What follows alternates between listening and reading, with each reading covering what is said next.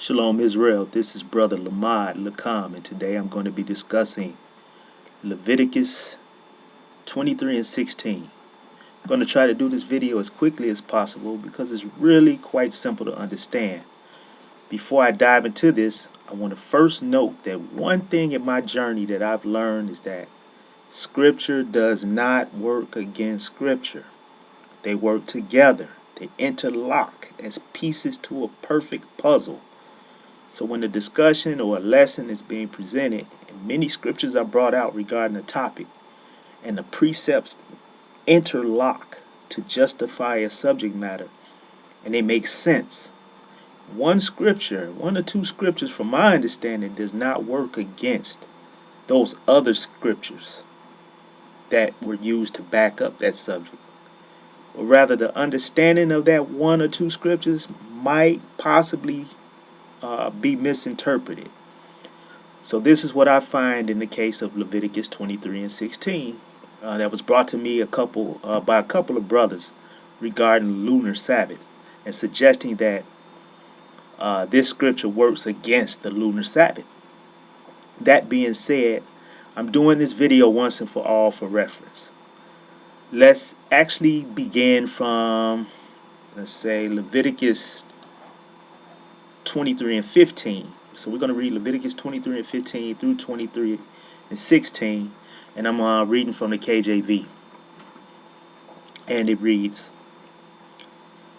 "And ye shall count unto you from the morrow, after the Sabbath, from the day that ye brought the sheaf of the wave offering. 7 Sabbaths shall be complete. Even unto the morrow after the 7th Sabbath shall ye number 50 days, and ye shall offer a new meat offering unto the Lord." Okay, at this point in Scripture, this is dealing with the days following Passover and the waving of the sheaf of the first fruits. As you can see in verse 15, it's saying that the morning after the Sabbath, the morning after the Sabbath, you would count 50 days, and the day after the 7th Sabbath, you would wave the sheaf and also make a new meat offering. The point the brothers were attempting to make is that 7 Sabbath days would have to go by, and mathematically 7 lunar Sabbaths would not pass by according to these scriptures.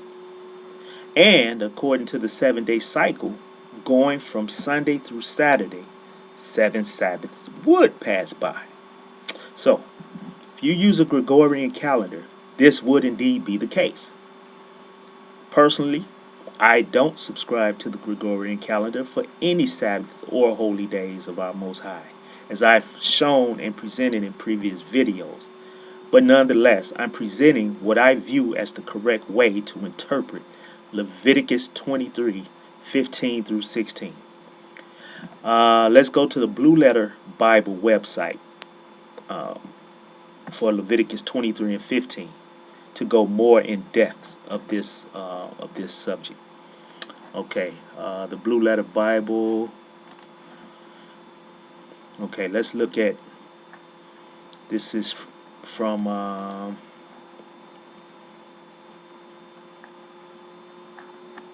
let's see, Leviticus 23 and 15 right here. We're going to go into the tools.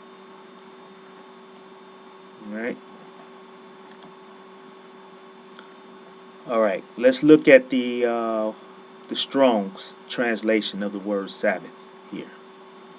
So we got H7676. I'm going to click there. Let me see the word Shabbath. All right.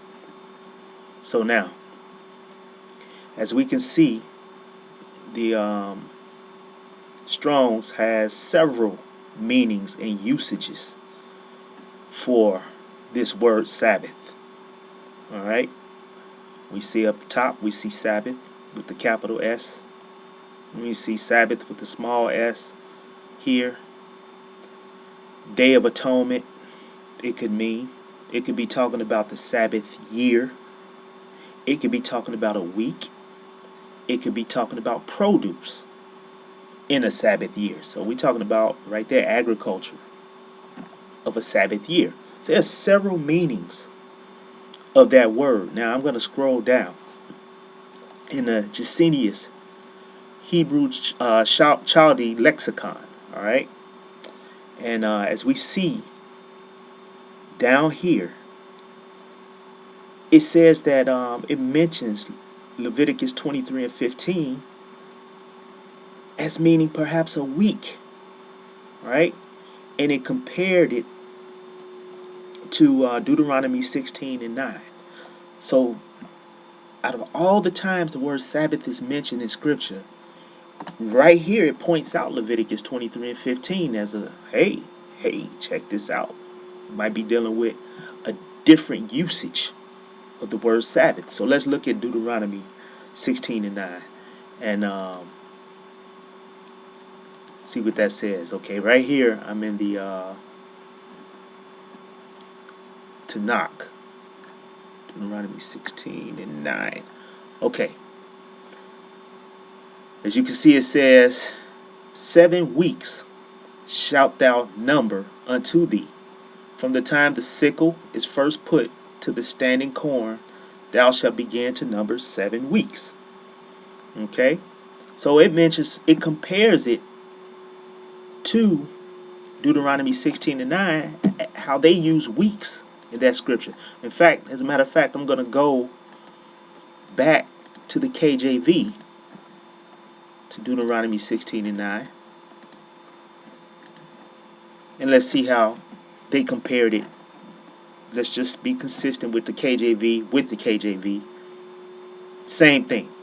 7 weeks shalt thou number unto thee. Begin to number the 7 weeks from such time as thou beginnest to put the sickle to the corn. And just so you know, sickle is just a word that meant to cut, using cut agriculture. So we're talking about harvest time and cutting agriculture. And you can look that word up on your own. But we're dealing with weeks, and that's what they compared it to. Now, to further justify what I'm presenting, let's go to Leviticus 23, verses 15 and 16 in the Tanakh. And it says, Ye shall count unto you from the morrow, after the day of rest, from the day that ye brought the sheaf of the waving, 7 weeks shall there be complete. Even unto the morrow after the 7th week shall ye number 50 days, and ye shall present a new meal offering unto the Lord. As we can see, the Tanakh doesn't even use the word Sabbath at all. It tells us 7 weeks will be complete. So no, there's no justification that 7 holy day Sabbaths must pass by. That's not the case. To me, this is just more confirmation that the Gregorian calendar was not meant to be lined up with what the Most High has in mind. To go even further, how we sometimes have to go a little more in depth for correct meaning of a scripture, let's take another scripture that I've seen brothers misuse to justify what I view as a false doctrine of the Sabbath, starting on the previous day or evening and continuing through to the next evening to complete a Sabbath. All right, let's look at Exodus 16 and 23 in the KJV. I have it highlighted. And he said unto them, This is that which the Lord hath said. Tomorrow is the rest of the holy Sabbath unto the Lord. Bake that which ye will bake today, and seethe that ye will seethe, and that which remaineth over lay up for you to be kept until the morning. All right. Now, looking at that with no in-depth study, it would appear that the Sabbath must have began in the previous day, because it says tomorrow is the rest of the holy Sabbath.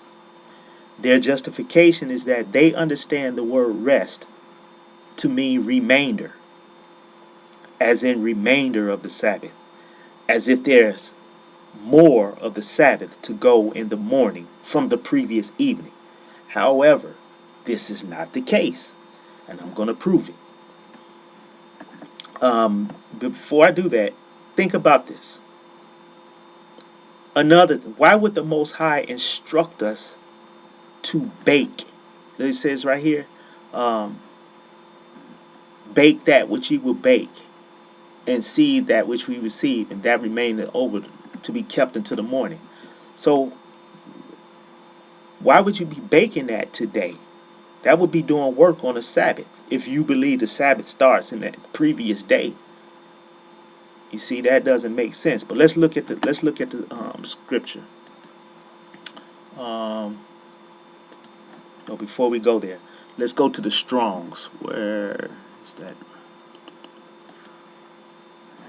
Okay. So now, in the Strong's, the word Sabbath would be H7677. I'm going to go back just to show it. Right here.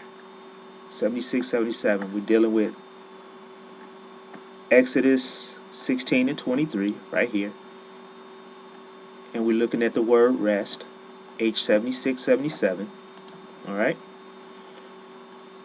See the word Shabbathon for that word rest. Shabbathon. I'm going to go back again just to show. See right here? The rest of the Holy Sabbath. The rest. H7677. Shabbathon. See? And what are we talking about in this scripture when we use the word rest? The rest of the Holy Sabbath. Alright? We're talking about, look at this. Sabbath observance. Sabbatism. Of weekly Sabbath. It also could mean Day of Atonement. It also could mean sabbatical year. It also could be talking about a Feast of Trumpets, or of the first and last days of the Feast of Tabernacles. Okay? So, when we look at that, we see, first of all, we can see right here, of weekly. This makes more sense of what we're talking about. Nowhere in it is it that word rest do we see remainder, as in meaning remainder. No, it's got something to do with Sabbath, or weekly Sabbath, or weekly observance of a Sabbath. There's no context at all that has to do with this word rest meaning remainder. Alright? So let's further justify it. Let's go to our Tanakh. Alright? It reads, and once again we're still in Exodus 16 and 23. And he said unto them, this is that which the Lord hath spoken. Tomorrow is a solemn rest, a holy Sabbath unto the Lord. Bake that which ye will bake, and seed that which ye will seed, and all that remaineth over lay up for you to be kept until the morning. Alright? Tomorrow, as you see that right there, tomorrow, let's put context to it of what we just learned of rest meaning a weekly observance, a Sabbath of weekly observance. So we're going to say tomorrow is a solemn weekly observance, a holy Sabbath unto the Lord. That's what it means. It had nothing to do with a remainder of a Sabbath coming from a previous day or into the next day. It's a weekly observance, a holy Sabbath. So this makes all sense. Not only from looking at the usage meanings, we saw the usage meanings for that word, but the fact that the Most High would not instruct us to cook on his weekly Sabbath observance day. Alright? That being said, I hope this information helps you in your journey of seeking the Most High. Please do not allow one scripture to throw you off from, say, 30 other precepts that line up beautifully and make perfect sense. Just ask yourself, do I have a clear understanding of that one or those two scriptures? With that, until next time, Israel, shalom.